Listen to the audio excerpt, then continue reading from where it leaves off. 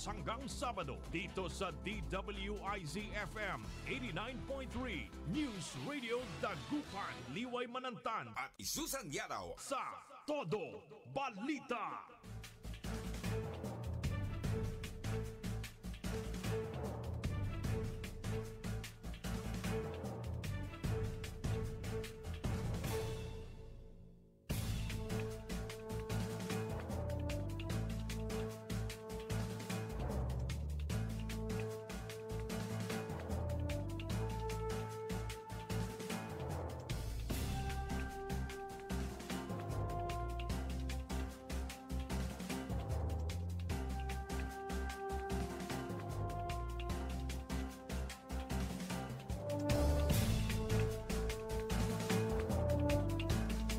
Isang napakagandang umaga ang ating pagbati. Good morning, good morning, good morning, good morning, good morning, good morning, good morning, good morning. Magandang umaga po sa inyo lahat. Araw po ngayon ng Huwebes. At ngayon ay May 29, 2025. At oras na po ang ating programang Todo Balita at Komentaryo. As usual, sa lapanan sa oras, ihatid namin sa inyong mga balita sa ating bansa at sa ibayong dagat. Ganyan pagtalakay po natin sa ating mga lokal na balita. Kami po yung matagapagbalita ko po si Susan Valdez Yadaw. Kasama natin si Kaaron Liway Iparagire. Dumako na tayo sa ating mga headlines, sa ating balitang pambansa. Independent bloc hindi uubra sa Senado ayon kay Soto.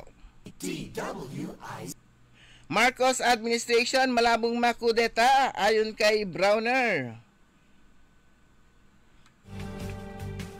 Balita sa ibayong dagat, pasahero na atake ng sayad. Eroplano na pwersang lumapag. Todo Balita. Sa ating balitang lokal, Barangay Caravan tuloy-tuloy sa siyudad ng Alaminos. Todo Balita. Social Services Cluster nagpulong sa bayan ng Bayangbang. Todo Balita.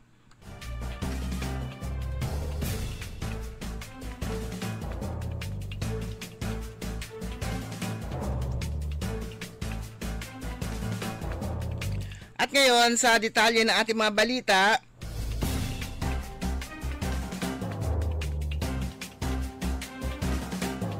nanindigan si Senator-elect Vicente Tito Soto III na tanging majority at minority bloc lamang ang kinikilala sa Senado at hindi ang independent bloc o iba pang grupo. Sinabi ito ni Soto dahil sa intensyon ni Senator Rizon Tiveros na bumuo ng independent bloc habang si Senator Ronald Bato de la Rosa ay bubuo naman ng Duterte bloc. I don't foresee that I heard from another colleague saying mayroong independent blocks. There's no such thing. You're either with the majority or you're not. Diin ni Soto sa kapihan sa Manila Bay Forum nitong Miyerkules. Si Soto ay isa sa tatakbong Senate President ng 20th Congress at makakalaban niya sina Senate President Francis C. Escudero at Senator Amy Marcos.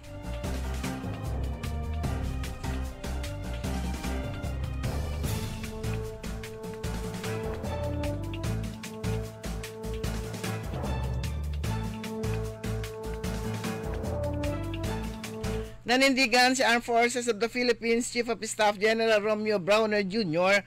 na hindi magkakaroon ng kudeta laban sa Administrasyong Marcos sa gitna ng spekulasyon na may pag-aalboroto sa hanin ng mga sundalo. Sa isang statement, tiniyak ni Browner ang suporta ng organisasyon sa konstitusyon at sa chain of command. As long as I serve as Chief of Staff, no coup shall happen. Not on my watch. We will not be shaken. We will not be shaken by rumor nor outmaneuvered by noise, pagtiyak ni Browner. Nagbabala naman si Browner sa mga taong patuloy na nang-iintriga at nagkakalat ng disinformation dahil maharap umano sila sa broader consequences sa paninira sa AFP.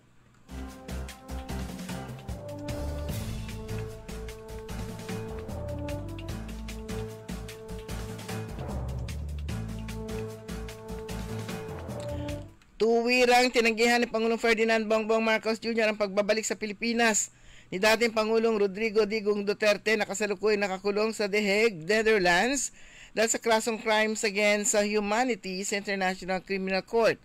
Sa panayam ng mga reporters sa Kuala Lumpur, Malaysia noong Martes, sinabi ni Pangulong Marcos na dapat walang kondisyon sa rekonsilyasyon Nauna na sinabi ng mga Duterte na kailangan ibalik muna ni Marcos si dating Pangulong Duterte kung sincere ito sa isinusulong na reconciliation.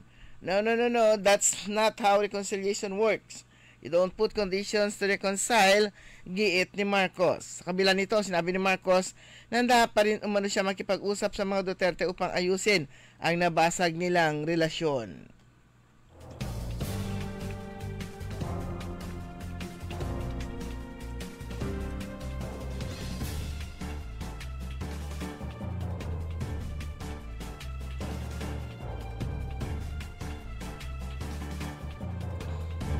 Matapos pagbitiwin ng mga cabinet secretary, ang mga pinuno naman ng 168 government-owned and controlled corporations ang pinagsusumiti ni Pangulong Ferdinand Bongbong Marcos Jr. ng kanilang courtesy resignations. Ayon sa follow-up notice ng Governance Commissions for GOCCs o GCG na inisyo nitong Miyerkules, May 28, ang mga state-owned firm ay inatasan na sumunod sa proseso ng paghahain ng courtesy resignations. Upang mapadali ang proseso, inatasan ng mga chief executive officers at non-ex officio chairpersons na i-address ang kanilang courtesy resignations kay Pangulong Marcos at isumiti sa Office of the Executive Secretary. Ang mga appointive director, trustee at miyembro ng GOCC governing body ay kailangan namang isumiti ang kanilang courtesy resignations sa GCG imbes na sa OES. Ang kanilang resignation letters ay naka-address din sa Presidente.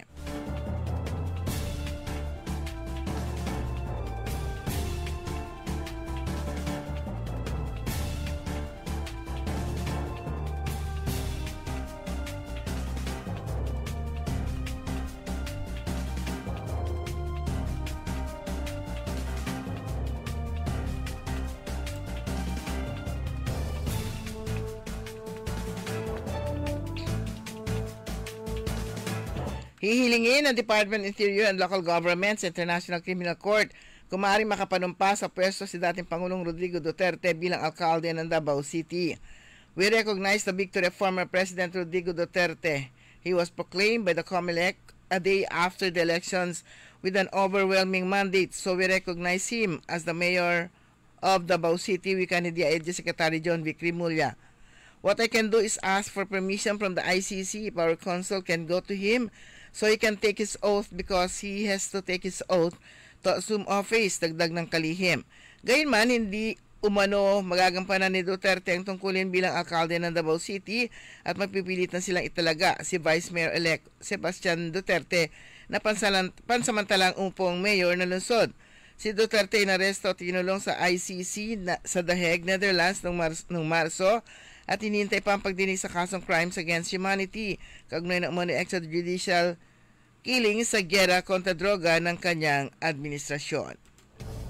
Kahit nakakulong, ibinoto pa si Duterte ng 662,630 botante noong May 12 elections kung saan tinalo nito si dating Cabinet Secretary Carlo Nograles na nakakuha lamang ng 80,852 na boto.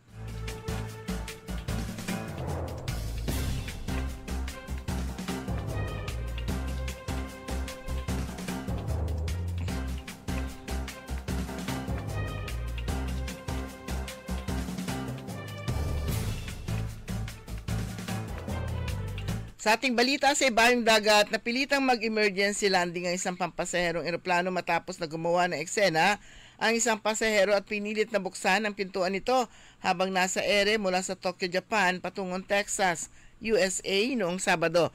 Dahil dito na puwersa ang All Nippon Airways Flight 114 na mag-divert na ruta sa Seattle kung saan agad na pinababa ng mga otoridad ang hindi pinangalanang pasahero. Lumabas ang investigasyon ng otoridad na dumaranas ng medical crisis ng pasahero kaya dinala agad ito sa ospital. Hindi pa napagpasyahan ng management ng airline maging ng otoridad kung kakasuhan ang pasahero. The safety of our passengers and crew are our top priority and we applaud the efforts of local law enforcement for their support. Ang payag naman ng ANA o ang All Nippon Airways sa naantalang biyahe.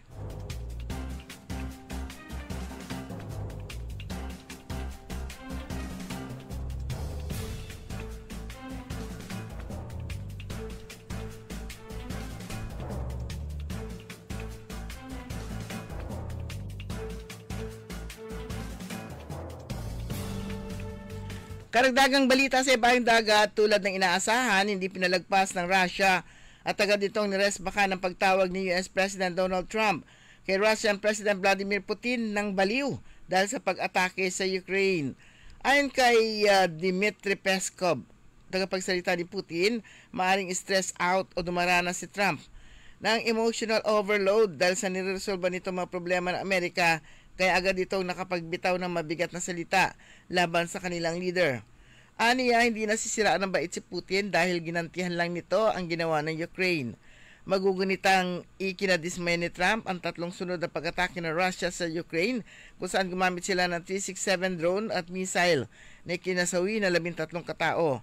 Naniniwala naman si Ukrainian President Volodymyr Zelensky na malakas ang loob ng Russia na bombahin sila dahil sa pagiging tahimik ng US at ilang kaalyado nilang mga bansa.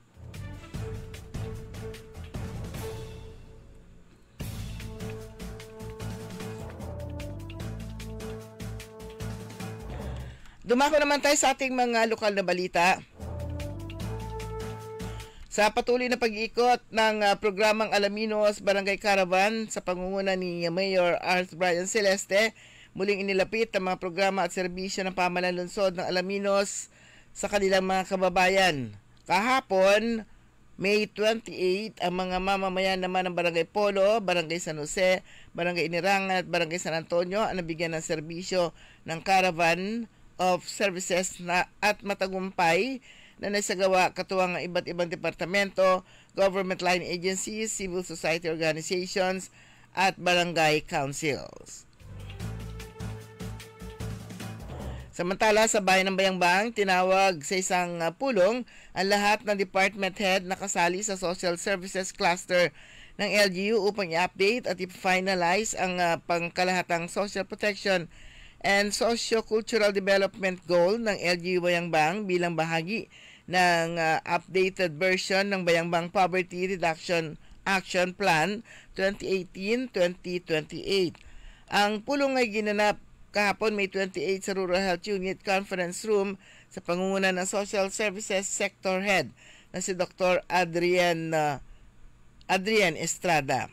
Samantala, kahapon din ang DSWD for Peace Municipal Operations Office ay dumalo sa isang orientation activity sa Mayor's Conference Room sa rekomendasyon ng Pangasinan Provincial Operations Office upang magkaroon ng MOO ng isang volunteer mula sa grupong Peace Corps Philippines base sa inisyatibo ng DSWD Region 1 Program Management Office. Sa nasabing partnership, makatakdang maging katuwang ng DSWD ang isang Amerikanong Peace Corps volunteer sa pagkandak ng kanilang youth development sessions, family development session at iba pang aktibidades kaugnay ng implementasyon ng programang For Peace.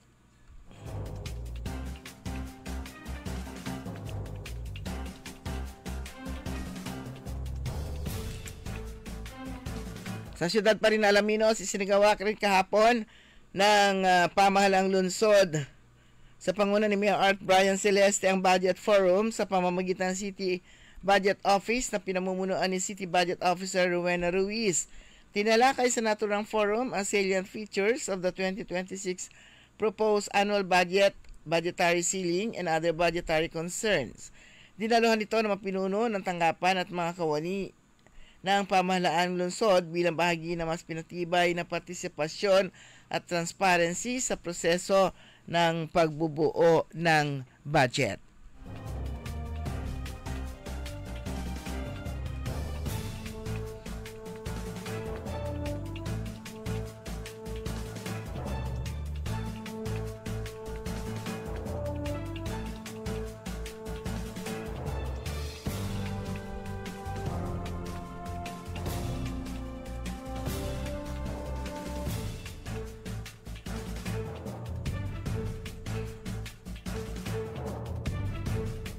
Dumako naman tayo sa ating balitang sports.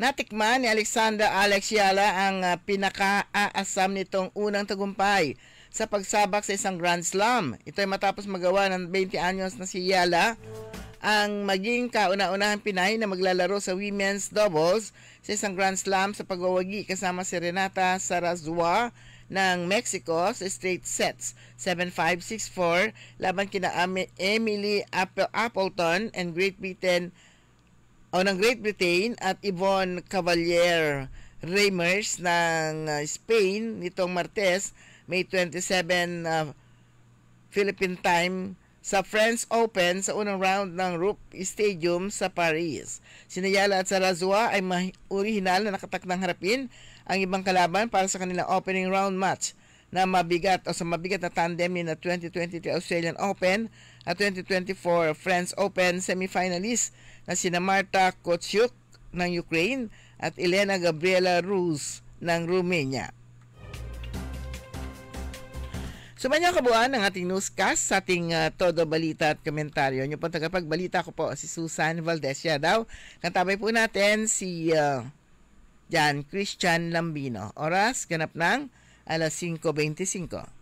Todo Balita. DWIZ. Ang balitang ito ay inihatid sa inyo ng Bingo Plus. Download Bingo Plus app now on Google Play and Apple App Store for a chance to win up to 312 million pesos jackpot prize. Visit bingoplus.com to learn more. With Bingo Plus, bingo sa saya, plus sa panalo. Gaming is for 21 years old and above only. Game responsibly. Keep it fun. Magandang araw po sa ating lahat, sa ating mga bisita. Inaanyayahan ko po kayo sa aming lungsod ng Alaminos para po mabisita at ma-experience ang ating mas pinagandang 100 Islands. Marami na pong pagbabago sa ating mga isla at sana makita namin kayo dito sa aming lungsod para po makapag-swimming, makapag-enjoy kasama ang inyong barkada at ang inyong pamilya itong summer vacation. So tara na dito sa Alaminos City para sa ating 100 Islands. Ang patuloy na pagpapaganda sa 100 Islands National Park at lungsod ng Alaminos ay pinangungunahan ni Mayor Art Brian Celeste. Hoy mga suki, hanap nyo ba ay mga murang bilihin, malinis at sariwang pagkain sa pang-araw-araw at handaan tuwing may okasyon? May suggestion kami sa iyo. Tayo na sa Macador Market na kung saan inyong mabibili ang mga mura, sariwa, malinis at ligtas na bilihin tulad ng karne ng baboy at baka, manok, isda, gulay at iba-ibang sangkap sa pagkain. Matatagpuan din sa Macador Market ang dry goods, groceries, eateries at fruit section.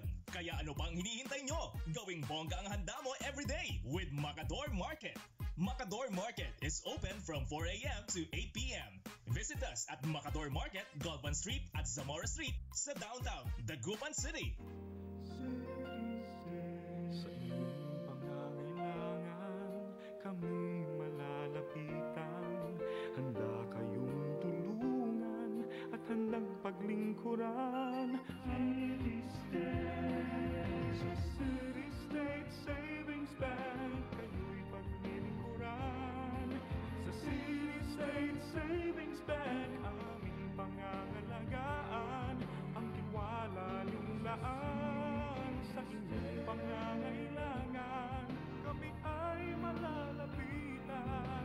City State Savings Bank. City State Savings Bank. Member BankNet and PDIC. Narito na ang Filipino Mirror, ang unang tabloid sa negosyo. Nagtatampok ng mga eksklusibong balita at impormasyon ng pagtatagumpay sa negosyo. Ang tabloid na nagbibigay ng gabay at inspirasyon sa pag-unlad at pag-asenso. Filipino Mirror, naglalaman ng mga nagbabagang balita, napapanahong issue, may init na opinyon at komentaryo. Filipino Mirror, ang unang tabloid sa negosyo. Pinarangalan ng Gawad Tanglao bilang natatanging pahayagan sa tatlong magkakasunod na taon at marami pang pagkilala. Kaya bumili na at magbasa ng Filipino Mirror ng umasenso sa pagnenegosyo. For high appraisal and quick processing, avail of a City State Savings Bank jewelry loan.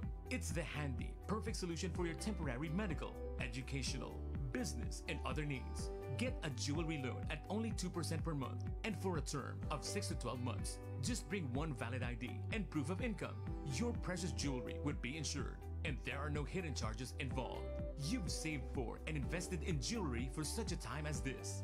Let City State Savings Bank lend you some of the cash it's worth for when you need it the most. Inquire now at your nearest City State Savings Bank branch or call 8470-3333 or visit us at our Facebook page. There is a place where memories live forever. A joy and a smile will somehow flourish in our hearts. Eternal gardens, eternal love. You will always be remembered night and day. Eternal gardens, a glimpse of heaven on a patch of earth. DWIZ.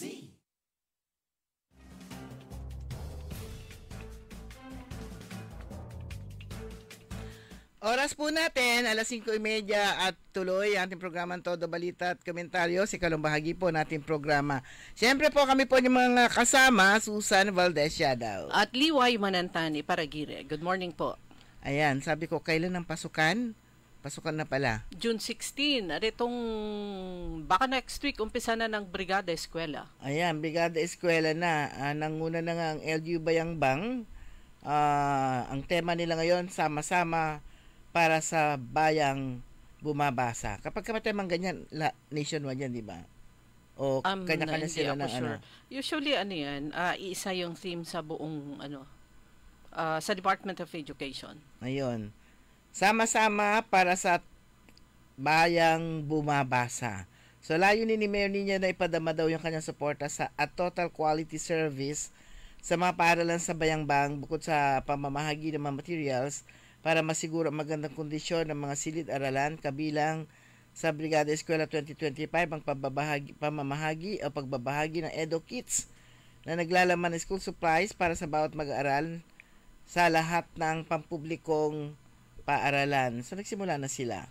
Ito yung tama yon, yung theme kanina sa theme talaga ng Brigada Eskwela 2025. Sama-sama para sa bayang bumabasa.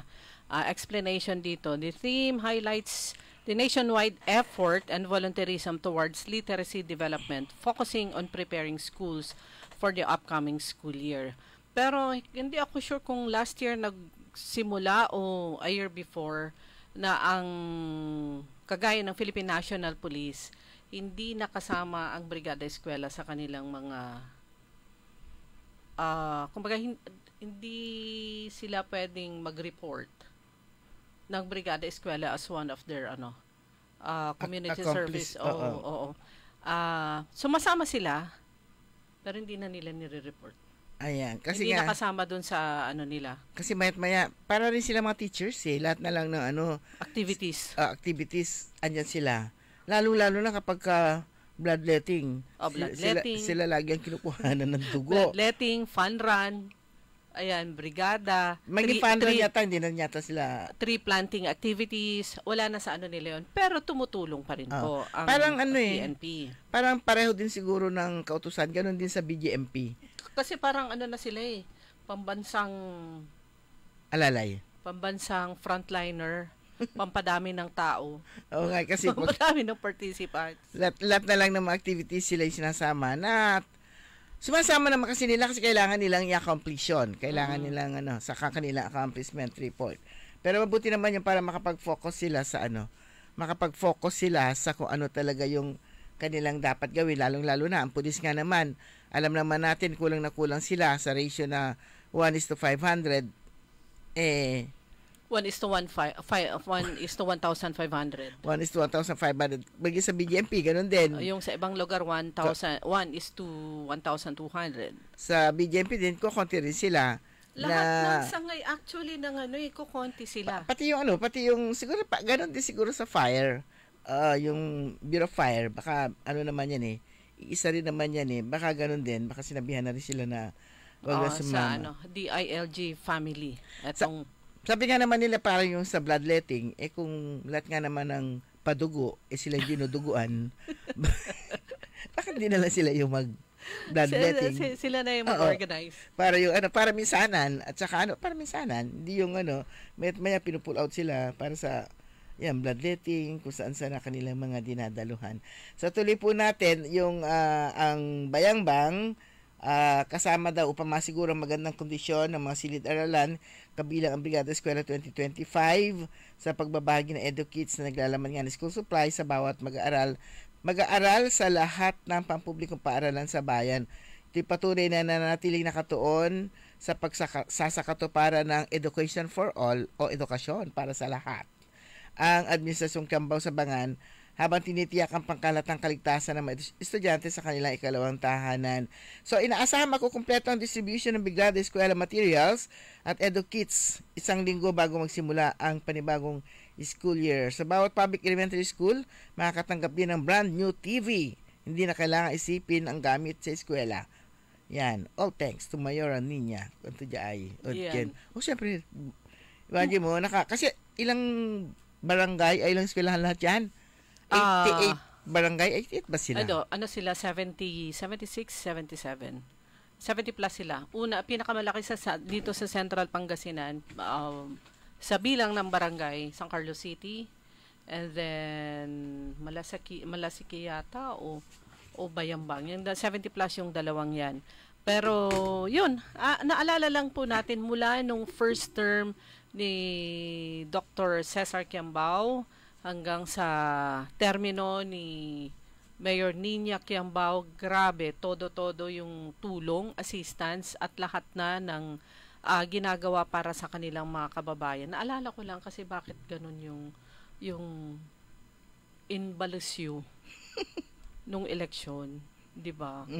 Grabe, todo-todo yung umabot naman pala na umabot naman pala mahigit 1,000 ang lamang.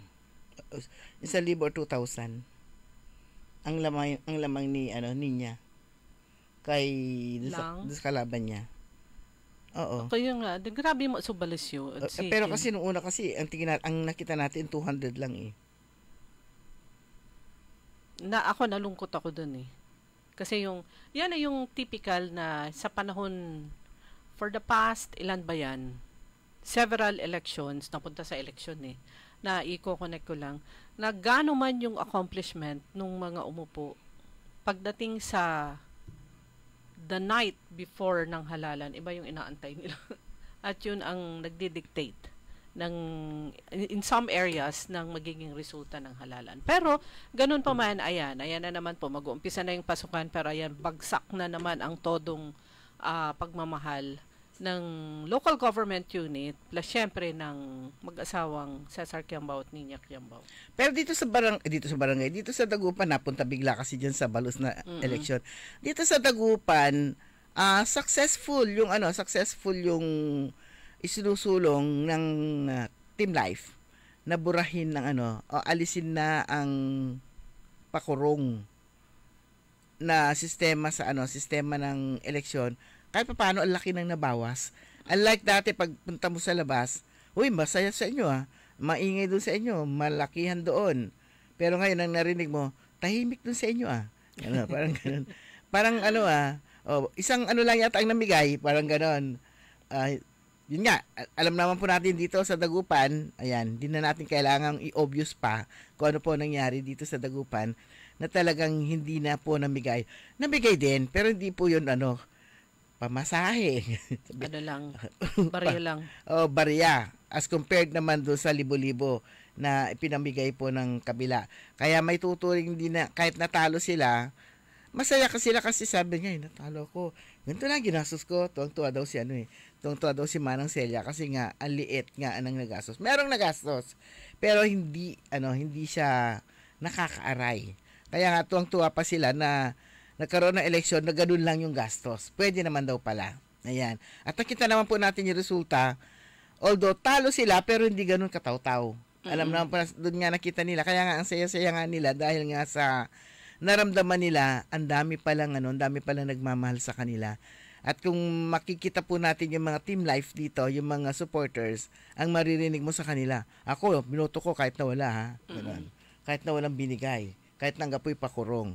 So, yun yung mga nagiging, ngayon dito, yung parang sentimiento.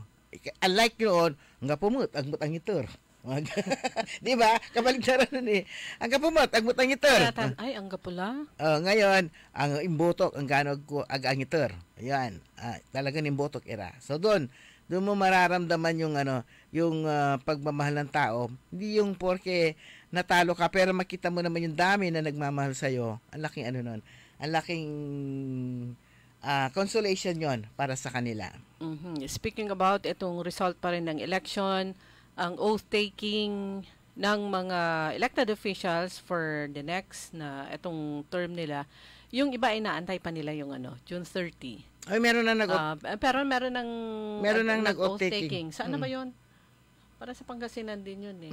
Which is okay din lang naman kasi pareho din lang. Pero yung iba gusto nila symbolism talaga na on the last day ng current term, yun naman yung pag-take oath nila para naman July 1, talagang uupo na sila at magsaserve. Pero tuloy pa rin hindi porke merong sa July 1 na yung next term ng susunod, magpapahinga na kayo ng isang buwan. O itong alagarin nyo lang may June, maghahayahay na kayo. So balikan po natin sandali itong Brigada Eskwela 2025. Meron na yung di ba, yung mga list ng materials na na hindi na meron ng checklist para doon na lang pipili yung mga magdo-donate na. Meron yung taon-taon talaga na nakaplano na yan yung pagbibigay na. Meron ng checklist para hindi redundant o kaya kung minsan kasi ang daming pare-parehong walis tingting ang donation. Pwede ka magtayo ng o kaya yung basahan, food truck, etc. So merong checklist, pumili po kayo doon. Ayan, pero karamihan yata ng kadalasan nire-request mga paint, pintura, gamit sa bubo, bond paper, ayan, kasama na bond paper, ink, ayan, pintura. Kasi yung, parang sa City High, meron yung isang teacher, pinaumpisa na niya pagpintura doon sa doon sa mga, upuan niya na yung kahoy, yung old, yung single. Tapos yung iba, linis-linis sa classroom, yun, yung disinfectant, etc. Pag kayo po ay magdo-donate sa isang school, maigi po, itanong nyo ano yung checklist nila, pumili na lang po kayo doon. Pag nasa checklist, ibig sabihin, yun talaga yung kailangan nila. Meron namang itong Brigada Eskwela to, hindi naman kailangan ka magdo-donate. Yung iba, yung sarili mo, yung services mo, pagtulong, pagdilinis, o kung ano yung pwedeng gawin doon, pwede na rin pong matawag po yun pagtulong rin po, part na rin po yun ng Brigada Eskwela. Tapos yung sinasabi ho naming checklist, hindi magkakapareho ang ang mga paaralan. Dahil depende sa needs na kailangan sa isang paaralan. Depende sa kanilang kanilang pangangailangan.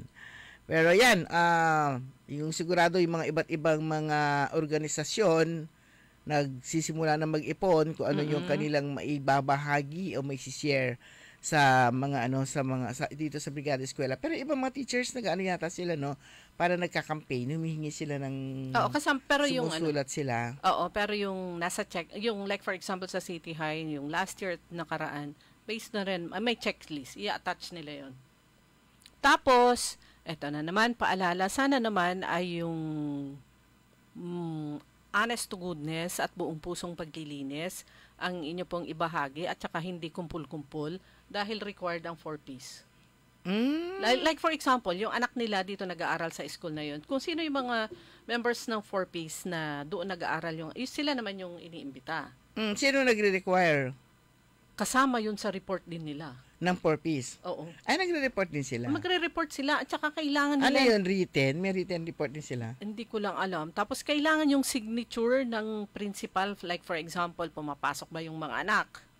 Oo nga. Kasi may attendance check din sila. Kasi yung 4Ps, kaya ka nakakwalify dyan sa 4Ps kung meron kang anak na nag-aaral sa elementary and high school. So, required sila na mag-report yun, yung may report na pinirmahan ng principal na pumapasok yung anak, report na regular yung check-up ng mga bata, at hindi po kasama sa report yung pariband at saka yung yung inom-inom.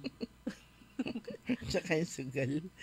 Hindi, yung ngayon hindi sila yung iba nakatanggap na ng katatapos na election kaya hindi yun hindi nila ginamit yung 4-piece nila.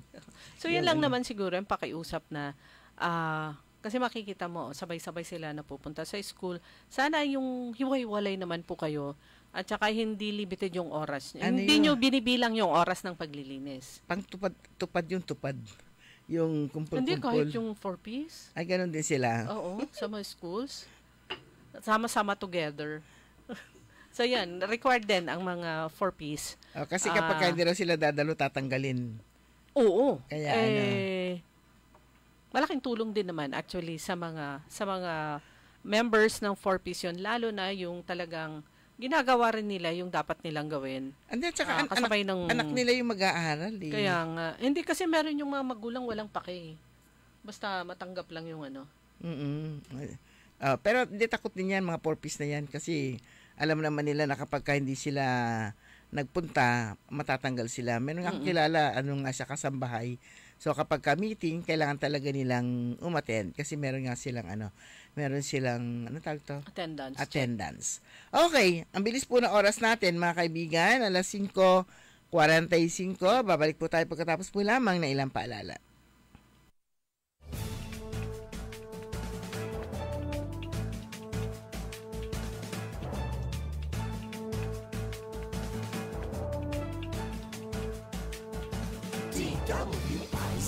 Ladies and gentlemen, the new face of your favorite restaurant in Dagupan City. The original party place in town. The Music Warehouse Club Dagupan City. No need to go to Manila's top bars like Silo and BSK Club. Dagupan has it all. Fully air-conditioned with free entrance, free parking, and restrooms for all. Doors open at 7 p.m. Do well, live well, and dress really well. Find us at Paris Street, Barangay Pogo, Chico. Contact us at 075-522-2617. Reserve your tables now. Hoy mga suki, hanap nyo ba ay mga murang bilihin, malinis at sariwang pagkain sa pang-araw-araw at handaan tuwing may okasyon? May suggestion kami sa iyo. Tayo na sa Macador Market na kung saan inyong mabibili ang mga mura, sariwa, malinis at ligtas na bilihin tulad ng karne ng baboy at baka, manok, isda, gulay at iba-ibang sangkap sa pagkain. Matatagpuan din sa Macador Market ang dry goods, groceries, eateries at fruit section.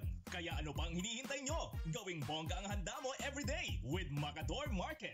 Macador Market is open from 4 a.m. to 8 p.m. Visit us at Macador Market, Galvan Street at Zamora Street sa downtown Dagupan City. Nakikita pa ba ang pagmamano sa mga Pilipino ngayon, lalo na sa mga kabataan ngayon? Meron siguro, pero yung iba, inuutusan pa. Huwag sanang mawala ang tradisyong ito na nagpapakita ng paggalang sa nakatatanda. Atin ito, Pinoy ito. Kapag nakakita ng kabataan, paalalahanan at tanungin, nagmano ka na ba? Isang paalaala para walang makalimot. Hatid ng ALC Group of Companies, Aliu Broadcasting Corporation, Station DWIZ News Nationwide, DWIZ News FM Regional Group, Home Radio 97.9, Aliu Channel 23, City State Properties and Management Corporation, Vista Hotel, Manila Grand Opera, City State Tower Hotel, City State Asturias Hotel Palawan, Eternal Gardens, Eternal Plans, Eternal Crematory Corporation, Eternal Plans, Mortuary and Chapel Services, Asian Security Services, and Investigation Agency, Eastern Defender Security and Services Inc. At ng Red Falcon Detective Agency Inc.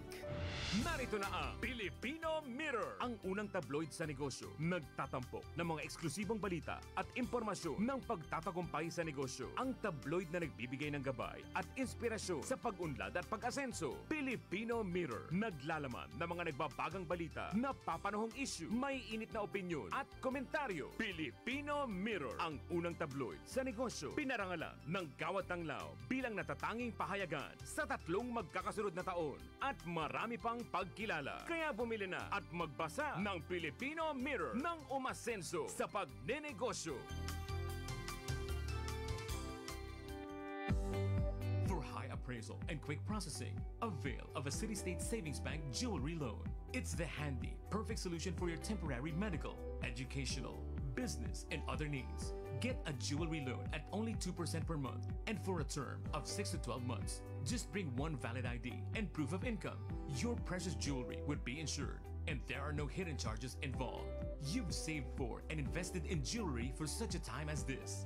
Let City State Savings Bank lend you some of the cash it's worth for when you need it the most. Inquire now at your nearest City State Savings Bank branch or call 8470-3333 or visit us at our Facebook page. There is a place where memories live forever. A joy and a smile will somehow flourish in our hearts. Eternal gardens, eternal love, you will always be remembered night and day. Eternal gardens, a glimpse of heaven on a patch of earth.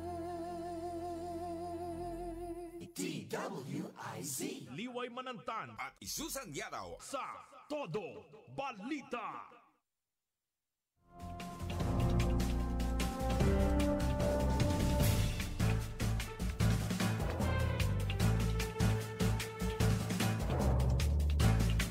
Meron pa po tayong 10 minuto bago sumapit ang alas 6 ng umaga. Yan, yung paalala po ng Central Pangasinan Electric Cooperative sa lahat ng member consumers, magkakaroon ng public hearing via online on June 13. Malapit na yun, ha?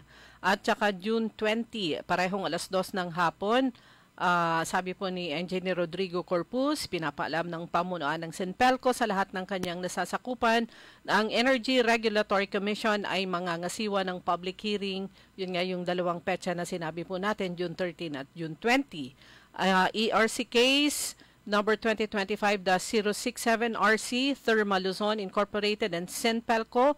Ito po yung application for the approval of the power supply agreement between Therma Luzon Incorporated and Senpelco with prayer for provisional authority or interim relief and motion for confidential treatment of information. Pero bago po yan, parang magaganapin itong May yung kanilang AGMA, Annual General Membership, ano na yun yung meeting? Assembly. Ayan, AGMA. Every year, meron po niyan at lahat ng member consumers ay inaanyayahan na dumalo at saka marami silang pang raffle draw. Ayun, yun ang yung pang raffle draw. Ang daming motor yung nakita ko dun sa picture. Maraming motor. Para lang dumalo dyan sa dumalo sa... Oo, pero magkano rin yung motor? Bago yun, brand new. Taon-taon, meron po silang, parang ang grand prizes nila ay this year, mga ilang motor yan, mga 10 yata. Tapos merong mga iba pang prizes. Ayan, sa AGMA, Annual General Membership Assembly ng Senpelco, Electric Cooperative. Ayan, kahapon naman po ginanap muli ang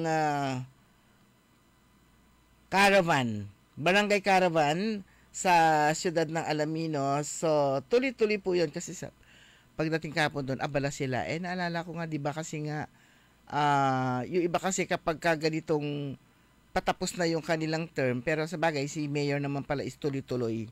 Dahil wala naman pala silang nakalaban. So, kahapon, 4 na barangay ang nakinabang, ang parang cluster, clustering, yung Alaminos Barangay Caravan, Barangay Inirangan, Barangay San Antonio, Barangay Polo, Barangay San Jose, kung saan inilalapit nga po ng gobyerno yung mga serbisyo para hindi na sila pumunta sa bayan o sa munisipyo. Pero yun nga, nadidiscover natin ang lawak pa ng ang lawak pa ng Alaminos, yung potential nito para sa tourism, para sa kung ano pa yung gusto mong gawin, ang dami pang pwedeng gawin. Lalo na kapag yun nga po yung ginanap na nung dinaluhan nga natin na groundbreaking para sa Sky Garden, 40 hectares yung lupa na soon to be magiging isa rin sa main isa sa main destinations. Kung hindi kayo ayaw niyong pumunta sa mga isla, mayroong inland na maluwang. At yun ay talagang parang sinisiguro nga nilang pang senior citizen. Yan, senior citizen friendly. Para na-imagine ko yung papunta sa second floor doon sa deck. Meron siyang elevator, yung imagination ko doon sa sabi ni President Bongbong na make sure na it's citizen friendly.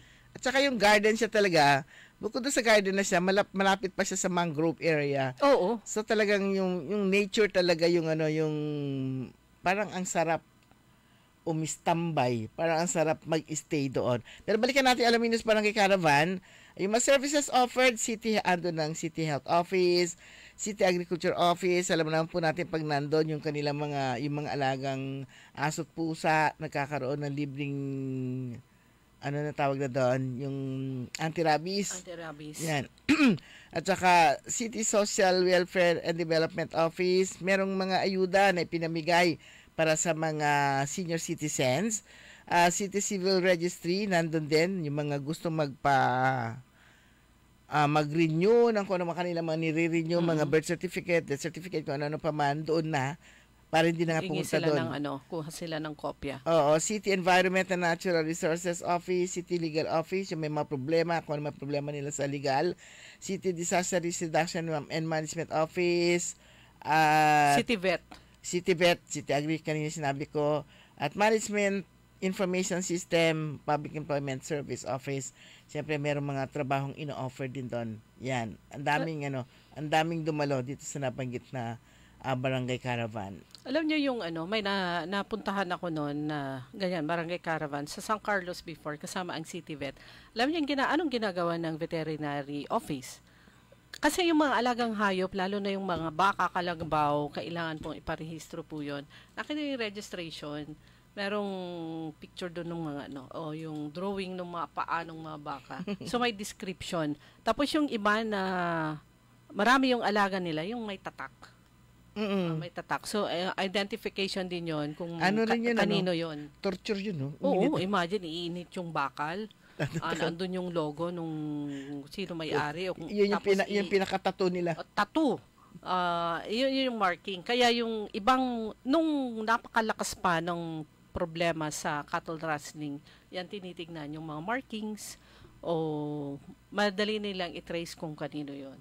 So, kaya kung walang markings, pero sa palagay nung farmer ay sa kanya yung baka na yon na naging biktima ng cattle rustling o kaya kalabaw, kung wala yung markings doon sa katawan ng hayop, registration. Doon pa, yun yung proof na sa kanya yun. At kahapon, kasal day din kahapon, sa apat yung ikinasal. Tataka ko, parang, kasi di ba yung, ma-realize mo lang, okay din pala yung okay din yung yung civil wedding, kasi hindi ka na masyadong gagastos. Tapos, wala masyadong gastos, pareho rin lang naman, makakasal na kayo. At ang dami nagpapakasal every Wednesday. Tapos, kapag meron yung mass wedding, ang dami pa rin. So, parang, ang dami pa rin. At meron silang nahahanap na nagsasama na 5 taon o yung ilang taon na, may mga anak na sila. At meron pa rin. Samantalang, sabi ko nga, yearly sinusuyod nila yung mga barangay na yan para doon sa para maikasal na lahat. Ayan, yung mga maging legal. Yung kanilang pagsasama at saka yung kanilang mga anak ay maging legitimate. Yan, pero meron. Kahapon nga yung ikinasal kahapon, meron na rin silang anak din. Yan. So, busy day kahapon ni Mayor Brian Celeste. Pero batiin muna natin sina Jackson Lapus ng Good Morning, si Sir Napoleon ko, Good Morning. Josie, si Sir Napoleon, lalamatan mo di Matsikara. Josie Liada Mateo, Glory Sanchez Maramba, Ernesto Mosada, Ariel Awanan Bandong, Mamata, at saka si Jerome. At saka si isa? Kuya Polly. At saka syempre si Mamata, si DC Vian. Dumating na si DC Vian na bising-bising. At si Cora Aquino at Kuya Mar dyan sa Barangay Tubang, good morning. At saka Tita Ani Dawana, good morning pala. Everyday daw siya nakikinig sa atin. Good morning, Tita. At saka Tita Ani. At saka At saka siyempre si Madam Rose Aguilaba, binila kang tulamot. Hello, Madam Rose. Kuya Benjitan, good morning. Wala na tayong sapat na oras. Si Sir Mark, good morning. Mark Christian Tibudan, dyan sa kasama ko dati sa PTA at andyan sa City Library. Meron pa ba tayong gamot? Meron pa?